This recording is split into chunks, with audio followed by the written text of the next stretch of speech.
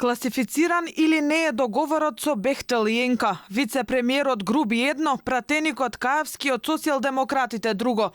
И покрај силниот притисок од јавноста, главниот координатор на проектот груби нема да го даде на увид договорот што е потпишан со Бехтел и Енка, бидејќи бил класифициран на барање на американско-турскиот конзорциум. Договорот со Бехтел и Енка е класифициран. Тоа е секаде каде што гради овој конзорциум. Така беше и во Србија и на Блискиот Исток. Тоа не е ништо чудно. Компанијата исто така не дозволува да биде објавен. Единствен кој има договор е јавното обвинителство. Само неколку минути подоцна пратеникот Каевски од СДСМ вети дека наскоро јавноста ќе ја има на увид целата спогодба.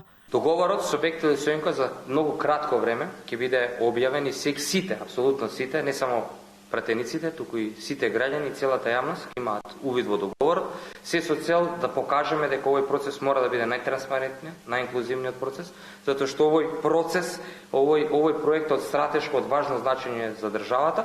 Вице-премиерката Грковска не гледа причина спогодбата да не биде објавена, освен ако договорот не кажува спротивно. Јас не гледам причина зашто договорот да не биде објавен. Станува збор за стратешки договор од национален интерес.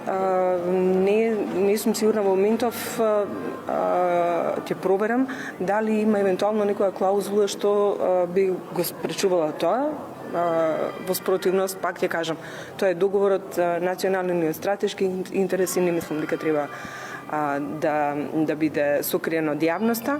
Од друга страна, груби владините колеги Бочварски и Бектиши, а и од надзорот на проектот, тврдеа дека не може да кажат колку пари ќе плати Македонија ако не го смени пакетот закони на време, бидејќи било класифицирано. Јавноста засега не знае ниту какви се обврски преземала државата и што ако Коридор 8 не биде завршен во дадениот рок од 4 години и 7 месеци. Во обид да ги оправда измените во законот за работни односи, со кои работната недела ќе порасне на 60 часа, груби вели дека со тоа ќе се кратело времето на завршување на проектот, истиот ќе чинел поевтино. Ако се изгласаат измените на сето така наречен Бехтел и Енка, законски проектот ќе трае пократко и ќе чини помалку. Ние сакаме проектот да чини поевтино и да се изгради побрзо. Во спротивно ќе чини и повеќе и ќе се гради подолго. А ако нашите работници не сакаат да работат прековремено, тие ќе си увезеле работна сила од странство, вели координаторот на проектот.